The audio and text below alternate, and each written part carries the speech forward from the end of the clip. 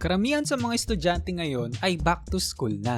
Yung iba ay excited at gusto na makita ang mga kaibigan nila, si crush, si teacher, at si Manong Fishball na tamang abang lang lagi sa tapat ng school nyo. Tusok ka ng tusok. Nagbayad ka na ba? Uy! At yung ibang estudyante naman, alam nyo na, kita naman sa mukha nila oh. So anong nararamdaman mo na mag-face-to-face classes na? Masaya ka ba? Okay, masaya na, parang hinalulungkot si ate. Siyempre, since back to school na, andyan na yung gigising kayo ng maaga, maliligo ng napakalamig na tubig, magko-commute, gusto ko na umuwi! At ang pinakamatindi ay yung titiisin mong hindi antokin sa napaka-terror nyong teacher. So let me share to you guys my diskarte techniques upang sumaya lalo ang back to school nyo. Wow! English yon, my goodness! Diskarte number 1. Okay, umpisahan natin sa paggising. Ito ata siguro ang pinakamahirap sa lahat. Ang diskarte ko para magising ng maaga is gumagawa ko ng madaming alarm sa cellphone. Example, gising ko dapat is 7:30 AM pero ang ilalagay ko sa alarm ko is 7:25, 7:20, 7:15. So, ibig sabihin, may 4 chances akong hindi si Ermats yung gigising sa akin. Kasi, alam nyo na, ito po babangon na. Meron pa akong isang diskarte na ginagamit ko noon. At tinatawag ko tong, siguro tawagin na lang natin siyang uunahan kita gag. Bali, ang gagawin mo lang is uunahan mo yung alarm na mag-alarm. Parang ganito. Ano ngayon ang pakiramdam na ikaw ang ginigising, ha? Kung wala naman kayong phone or alarm clock, meron pa akong isang diskarte na i-share. Bali, ang need nyo lang ay unan at kapatid. Di kita kapatid Bali, kung sino maunang magising sa inyo, siya lang naman ang pwedeng pumalo sa ginigising hanggat di pa siya bumabangon. Ito, babangon na. Babangon na. Sinabi ng babangon na Ito na oo. Palo ka pa ng palo. Sorry. Ewan ko na lang kung di ka pa magising na maaga nun. Para alam mo na, ikaw naman yung gumante. Diskarte number 2. Next naman is ang pagligo. Kung isa ka sa mga takot at ayaw maligo ng napakalamig na tubig sa umaga, ang diskarte ko dyan is nagpapainit lang ako ng tubig sa tore. Tapos pag kumulo na siya, hinahalo ko lang yung tubig nun sa timba. Aray, mainit pa pala. Pero meron pa akong isang diskarte na ginagamit which is kinakailangan gumamit nito. At ito ay ang super heater. Which is ibababad mo lang tong super heater sa timba na may tubig tapos sasaksak mo lang siya. Then after 5 to 10 minutes, yan! Nice! Nice! Woo! Bago mag-almusal, nagpapainit na ako ng tubig gamit to. Para pagkatapos kong kumain, diretso ligo na. Nga pala, pag gagamit kayo na ganito, make sure na aalisin nyo muna sa saksak bago nyo hawakan. Uy, mainit na yata! Bago nyo hawakan yung tubig para hindi kayo matulad dito. Okay? Alright.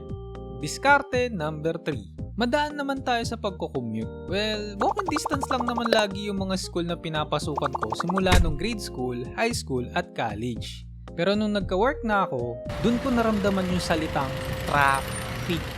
Lalo na pag sumasakay ako sa jeep. So pag gusto kong hindi matraffic at mapabilis at swabe ang pagko-commute ko, kailangan kong gumising na maaga at gamitin ang diskarte number 3. Which is ang diskarte number 3 ay ang pagsakay sa medyo puno na jeep. Op.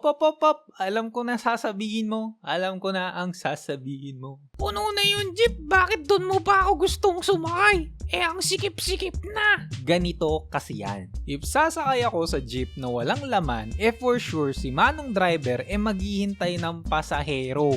Which is, hintay plus driver equals forever. I mean, late.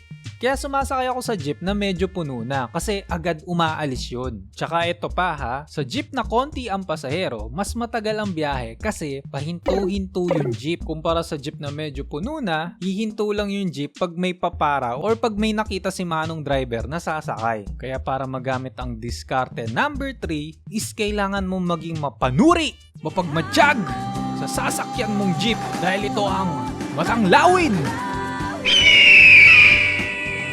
Well, share ko lang din, may na-experience kasi ako noon. Medyo late na ako that time at sumakay ako sa jeep na medyo puno na. At yung jeep na sinasakyan ko is huminto sa isang kanto. At sa di kalayuan may isang babae na palapit. Which is panigurado sasakay siya sa jeep. At nung makarating na si ate sa kanto, hindi man siya sumakay. Kahit sinasabi na ni manong driver na, kasya pa sa kaliwa, miss. Tiningnan lang niya yung loob ng jeep and di siya sumakay. Hinintay-hintay pa namin, di pala sasakay. Kala mo, nasa passing show siya maglakad Naalala ko, naiinis ako. Nakakabwisit. Next diskarte. Diskarte number 4. Inaantok ka ba lagi sa klase? O kaya napuyat kakalaro? At gusto mong umiglep ng di nahalata sa classroom? May diskarte ako dyan, my friend. Itong unang diskarte na i-share ko is natutunan ko sa kaklase ko nung high school. Na pangalanan na lang natin siya na si, Tadyo. Yeah, Tadyo. Bagay. Bali, ang ginagawa niya is umuupo siya sa pinakaharap. Which is dito, dito, at dito. Kasi, di siya nakikita ng teacher namin pag doon siya umuupo. Lalo na pag yung teacher namin hindi umaalis sa lamesa. Yung sa harap, talaga ba namang? Ako naman, meron din akong ginagamit ng diskarte para makaidlip sa klase. Which is, tinatawag ko tong the notebook. Ang kailangan nyo lang ay notebook at syempre, ballpen. O tingnan nyo, mukha bang natutulog yan?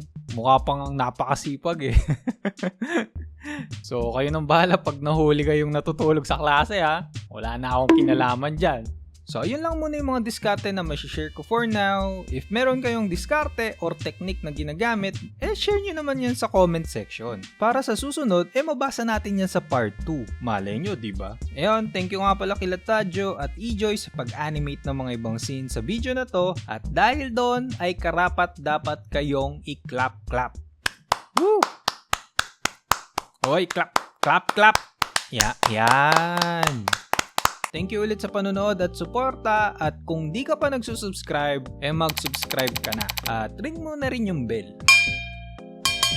So ayun lang, this is Tix na nagsasabing mag-aral na mabuti, respect your teachers, at enjoy nyo lang ang mga moments nyo together with the Tropa Pips. Lalo na face-to-face na ulit ngayon. So ayun lang, hanggang sa muli, bye-bye, peace!